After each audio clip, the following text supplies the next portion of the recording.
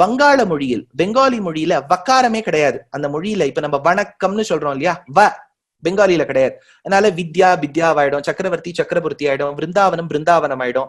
அதே மாதிரி இப்ப தெற்கு மொழியில பாலு அப்படின்னு சொல்றதெல்லாம் கர்நாடகாக்கு வந்த எல்லாம் ஹாலுன்னு மாறிடும். பள்ளிங்கிறதெல்லாம் தேவன ஹள்ளின்னு மாறிடும்.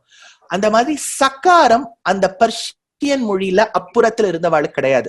சக்காரத்தை ஒண்ணு குறைச்சிருக்கலாம், இல்லாட்டா அதை இக்காரத்தால போட்டிருக்கலாம். அப்போ சிந்துங்கிறது ஒண்ணு ஹிந்துனா இருக்கணும், இல்லாட்டா இந்துனா இருக்கணும்.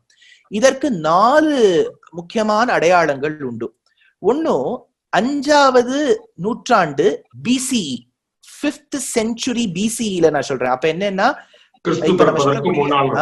முன்னாடி. இப்போ சீக்கிய மதம் இல்லை, இப்ப நம்ம சொல்லக்கூடிய 2500 ஆண்டுகளுக்கு முன்னாடி, 2500 வருஷத்துக்கு முன்னாடி பாருங்களேன். அப்படின்னா சீக்கிய மதம் கிடையாது பாண்டிஜி.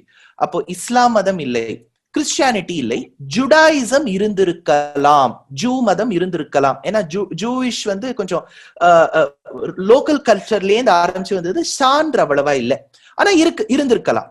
இப்ப அந்த 5வது நூற்றாண்டுல டிஎன்ஏ இன்ஸ்கிரிப்ஷன் ஒண்ணு இருக்கு. டிஎன்ஏங்கிறது நம்ம உடம்புல சொல்லக்கூடிய டிஎன்ஏ இல்ல, இது capital D capital N small A, Darius Naqsh Rustam inscription பேரு. அது ஈரான் நாட்டுல இருக்கு. அது ரொம்ப முக்கியமான இன்ஸ்கிரிப்ஷன். நம்ம பாரத தேசத்துல கர்நாடகால ஐஹோலே இன்ஸ்கிரிப்ஷன் இருக்கு, ரொம்ப முக்கியமான இன்ஸ்கிரிப்ஷன்.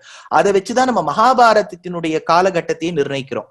அதே மாதிரி கலிங்க தேசம் ஒரிசால ஹாத்தி கும்பா இன்ஸ்கிரிப்ஷன் இருக்கு.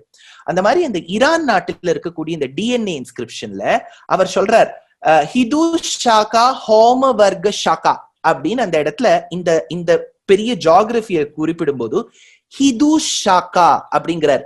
இன் கிடையாது. இப்ப ஹிந்து அந்த இன் அந்த மொழியில இல்ல, அதனால ஹிது ஷாக்கா ஹுமா வர்க்க ஷாக்கா அப்படின்னு அந்த இடத்துல இந்த பெரிய பரப்பளவை குறிப்பிடுறா 5th century BCல. இது ஒரு முக்கியமான கல்வெட்டு.